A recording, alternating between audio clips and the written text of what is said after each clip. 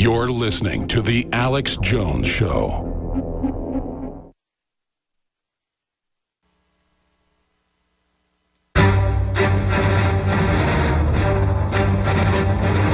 Big Brother, mainstream media, government cover-ups. You want answers? Well, so does he. He's Alex Jones on the GCN Radio Network. And now, live from Austin, Texas, Alex Jones. We're taking your phone calls, 800-259-9231, 800-259-9231. Questions or comments for myself or our guest, Hagman and Hagman, investigative reporters and criminal investigators, private investigators. Going back to Doug and Joe. Joe, you've got some comments on the radical groups they're allowing into the country. I mean, Obama has been openly allowing radical Islamicists and the funding out of Kenya into Egypt, and they're moving to indict a bunch of Americans over in Egypt right now. I mean, this is just crazy how criminal our elites are. What's your take on that? No, you're absolutely right. They are criminal to the worst extent possible. And I believe that ISIS, much like Al-Qaeda, they're priming the pump, conditioning the American public to understand that there is some kind of attack coming, whether it is on the field of the world or it's a cyber attack. They are getting ready to do something. And I believe that, much like we saw in 9/11, that the government knows a lot of what's going on in the Middle East and knows a lot of the threats, with the ability from the NSA to monitor everyone's conversations in real time. I don't see how they could have a true threat go through undetected. So I believe that a lot of this is the staging, the getting ready for, and possibly, if they needed to, the carrying out of a terrorist attack. I agree. Well, there's obvious motive by the establishment to allow attacks to happen or to actually carry them out or stage them to get more power. It's a simple equation, but it just doesn't work anymore. Chris in FEMA Region 10. I guess you're up in the Pacific Northwest somewhere, Chris?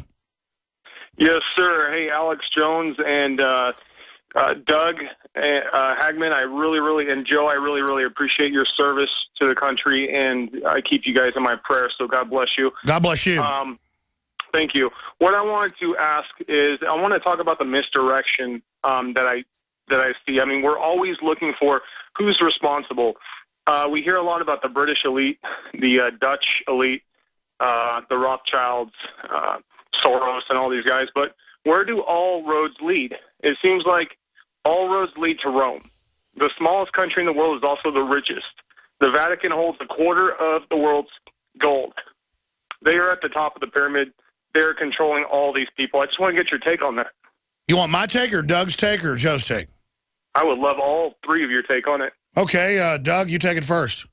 Well, I think all roads do lead to Rome, as well, they've got offshoots or interchanges in the city of London, as well as Washington, D.C. I think at the end of the day, what they're trying to do here is create a one world system of governance. Alex, you talk about this.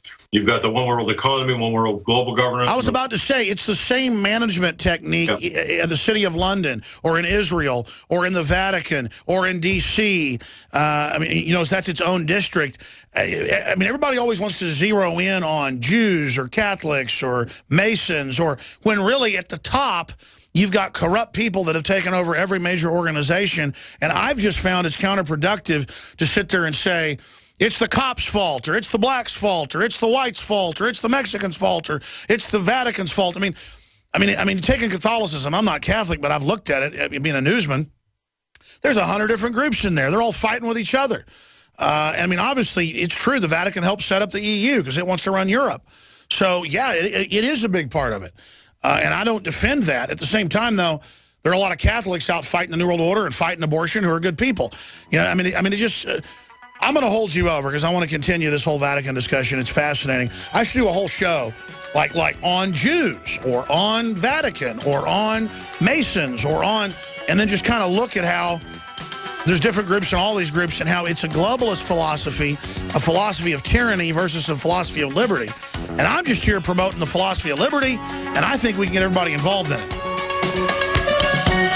Back to the calls and talk about the Vatican thing the caller just brought up. I'm going to go back to him, Chris, and then take it to the bottom of the hour. Start getting in a hurry and start stumbling over my words.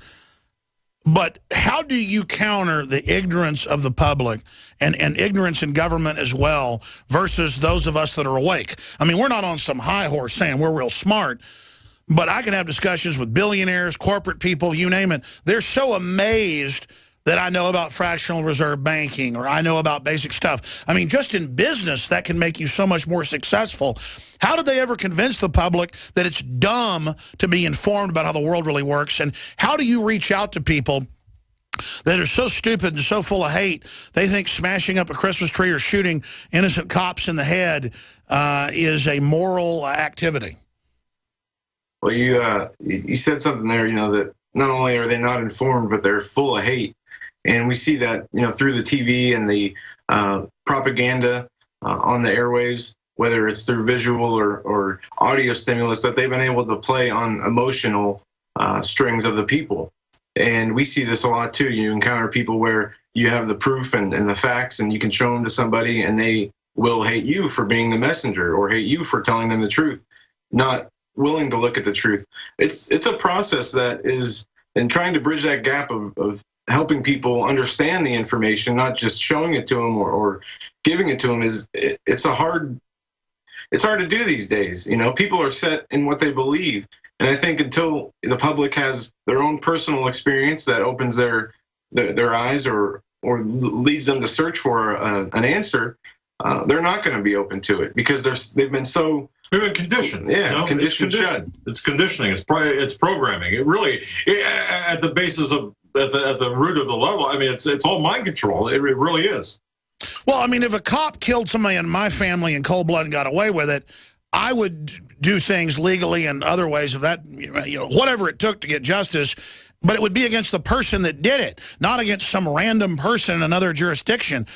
It gets down to mindless tribalism, Coke, Pepsi, Ford, Chevy, that it's just us against them. It's totally sick. I want to go back to Chris. If some people just joined us, Chris called in and said, hey, all roads lead to Rome. And doesn't the Vatican run the whole planet?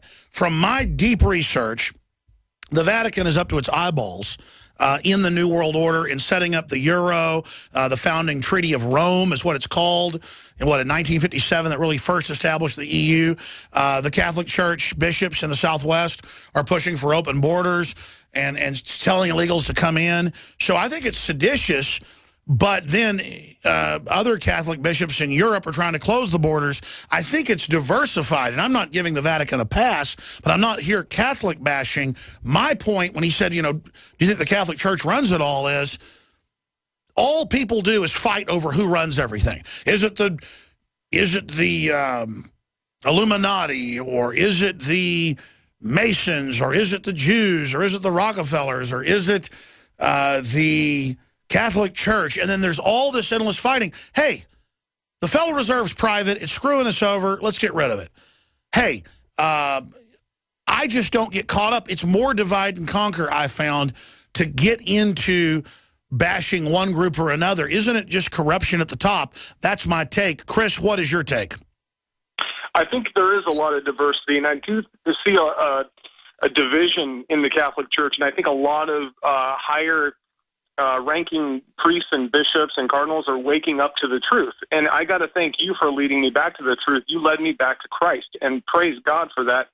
And, when you look in Revelation, the great whore, the great harlot who rides atop the beast is the Catholic Church, is the Vatican. They are at the top of the pyramid, right underneath Lucifer. Well, sure. I think it's state-run Christian fake. I mean, here's the issue: everything the Catholic Church is doing, the Protestant churches are doing as well. They're pushing for open borders. They're saying turn your guns in. They're saying do what the government says. That's all I'm saying is when we sit there and just single out one church or one organization, I think it plays into the larger divide and conquer. Go ahead.